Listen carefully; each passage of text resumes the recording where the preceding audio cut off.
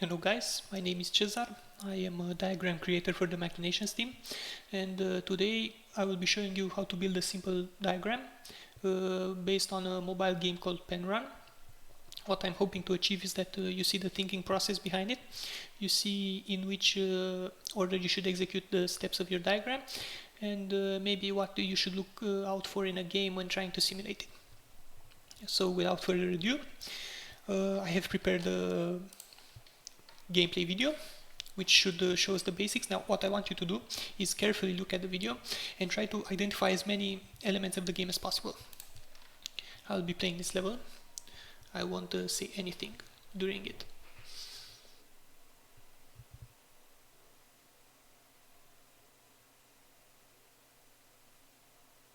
Cool.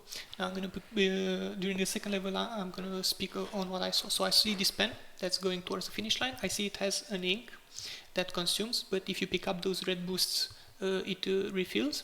I see you can pick up coins, which is fairly hard to do. I see you should follow a dotted line, and I see that there are obstacles on the way to the finish line. Good. So with that in mind, let's try and implement what we just saw. Let's name the diagram Pen Run.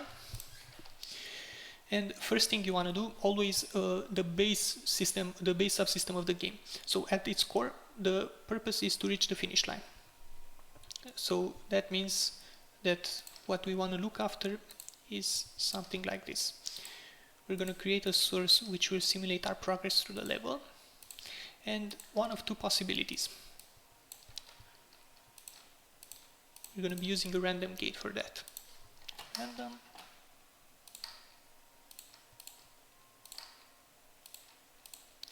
And these two pools. Now I'm going to call this pool progress, and I'm going to call this pool crash. It's pretty obvious what they are for. So this one will be the progress to the level, this one will be the player crashing into an obstacle.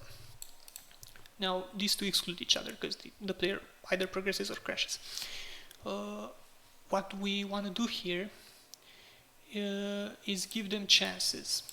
Chances will be based off percentages. I'm going to assume the player is quite skilled at the game, so I'm going to give him a 97% chance he will progress and only a 3% chance that he will crash. So let's hit play, see what happens. As you can see, it will most likely go into the progress pool. It went into the crash pool as well. So the progress pool will mostly gather resources there. Now what we want to achieve further, because this just mindlessly gains resources without doing anything with them, is simulate that the level ends, because after a certain amount of progress the level should end, and when the player crashes again the level should end. We will be doing this by using an end condition. So end conditions are nodes that when triggered immediately stop the execution of the diagram. They are based off conditions, so certain conditions have to be fulfilled.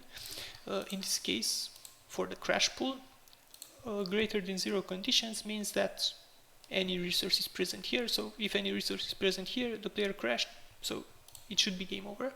I'm actually going to name this one game over. And when progressing, this is a tricky part. Now you want to determine for a diagram, what does one resource mean? Because this one will accumulate those resources, and what does that mean? Because obviously if it meant like 1% progress, it would need a lot of resources and it would take a lot of time. So for the sake of this diagram, I assume that one resource equals to 5% progress. With that in mind, that would mean that in order to reach 100% progress, you would need 20 resources here, which is why I'm gonna give an equal to 20 label to this state connection, and I'm gonna name this one level complete.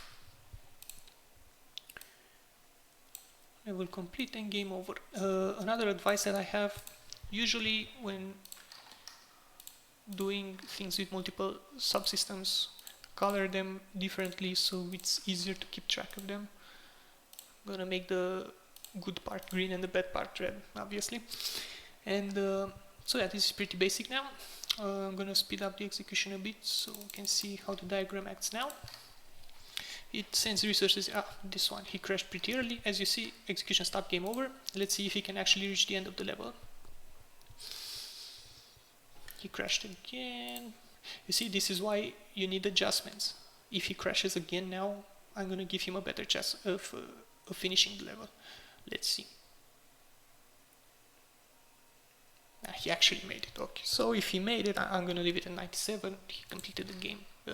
Good job for him. Now, what else do we see here? We see those coins. Now I want to talk about them a bit.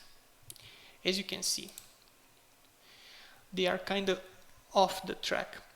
The player will probably generally want to follow this perfect route. So keep that in mind, but as you can see, the coins are a bit out of that route, except for this one. This one is on route. So the player will probably not avoid the perfect track to pick up the coins, I think, which means he will only pick those that are on track, and those are pretty rare. So for the coin part, it's going to be pretty simple. We only need a source and a pool. There we go. And the source will feed the pool.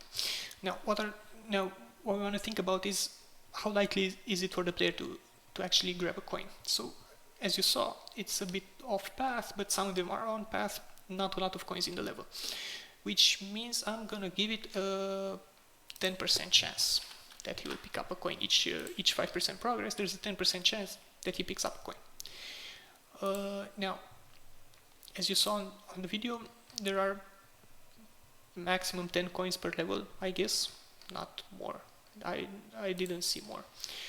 So there is a very unlikely chance that the player will actually go past 10 coins if he's really lucky with these chances. It's improbable, but it's possible, so we have to prevent it.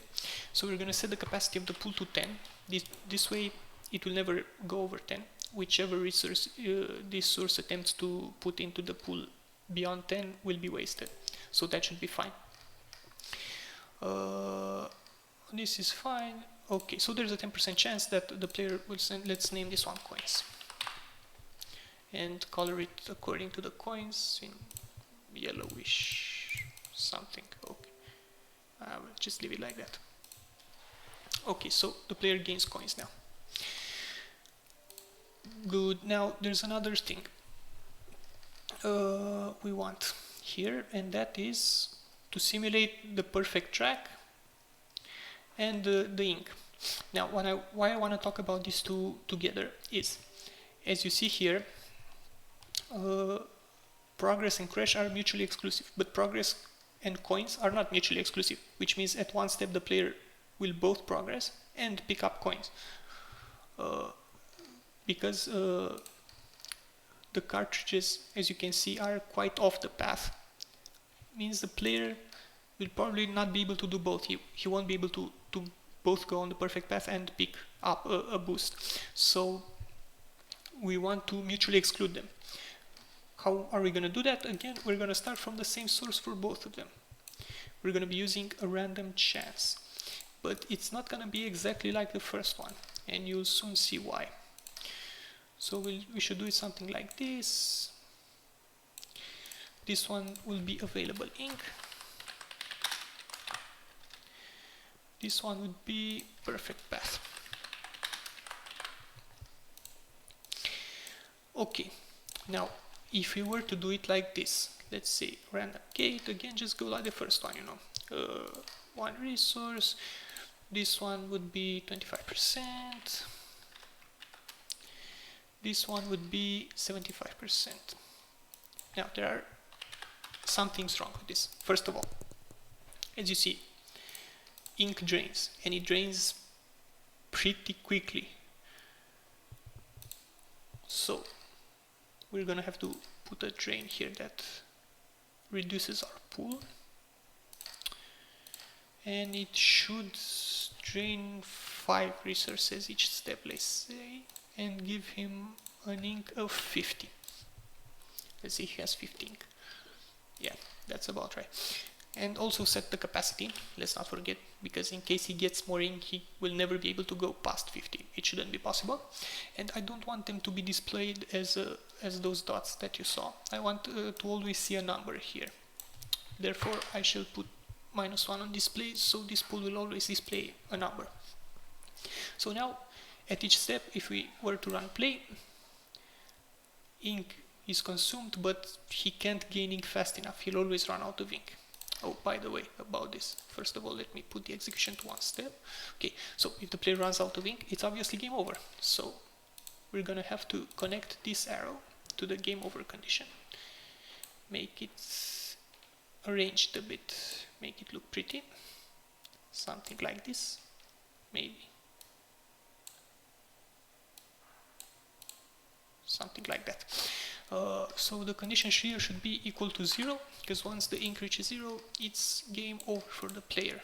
Let's also color this pool, make it purple. Okay, so this is pretty obvious. If we were to run the diagram as it is now, he's losing a lot of ink, a lot more than he can gain, and gaining 1 ink is insufficient. He will always run out of ink, it will always be game over. So what we want to do here is use this resource, but convert it into multiple ones. And for this we have a node called converter, conveniently. So instead of sending the resource into the pool with a 25% chance, we're going to be sending it into the converter. And the converter will take that resource and send 20 resources in the pool. So for each resource he receives, he will send 20 into the ink pool, which is a lot more convenient. So as you can see now, when he will hit the ink, there we go. Now he gains ink as he should. He shouldn't run out of ink. And this is pretty realistic because the player will probably go out of his way to get ink instead of risking losing the level. He unfortunately crashed, but he will probably go for the ink, so there's a 25% chance is pretty convenient. I mean, he's probably always going to go for it, but there aren't very many of them, as you can see, so he can pick one up every step. Now, the other thing I want to talk about. In this case, putting a 25% and a 75% here means that he will do one of those two, and there's no other way. But he can, let's say, take this path over here. So in this case, he wouldn't get a boost, and he wouldn't be on the perfect path. He would do neither of them. So there's a chance he just misses both. That's why this 75% chance should be less. It should be a 60%.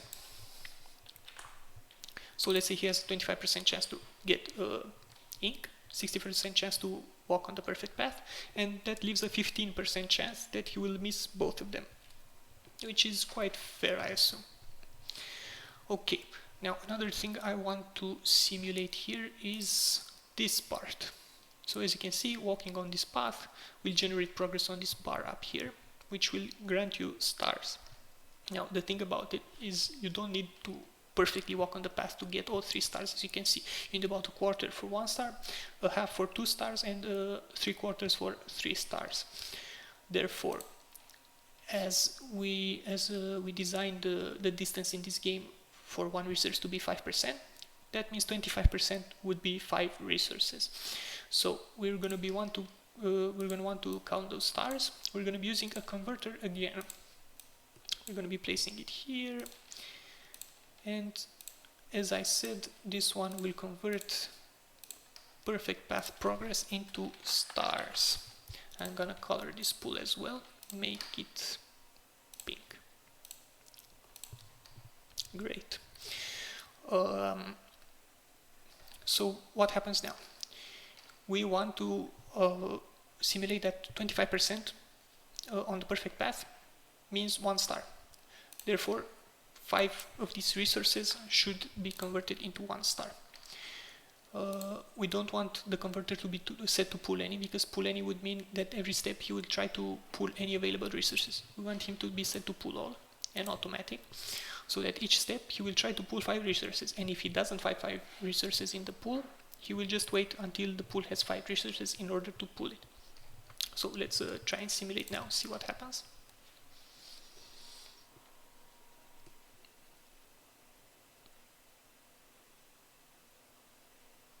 There we go, he got 1 star.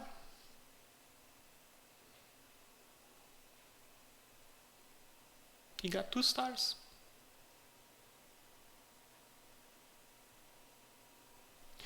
And the level ended just about when he was about to get the 3rd star. So therefore he got 2 stars on this run. What we want to do now is, what I want to do now is show you how you can keep track of these resources. Maybe you want to balance out some stuff here. Maybe you want the ink to be quicker to drain. Maybe you want a cartridge to give more ink to the player. Maybe you want the game to be harder to stay on the perfect path, you know, stuff like that. So what you can do in order to track those simulations is use this chart here. So I'm gonna plot some items in there. I'm gonna plot progress, coins, ink, and stars. So what's gonna happen now when I hit play? We're gonna see them as lines in the chart. I think this was highlighted. Yeah, now I see them all just nicely. Okay. So I'm gonna stop the execution and mention one thing. As you can see, this pool, this one and this one, they all start from 0 and go upwards, while the ink one starts from 50 and has like a zigzag pattern. It descends, it ascends. So maybe it's confusing, so we don't want to use the same scale for both of them.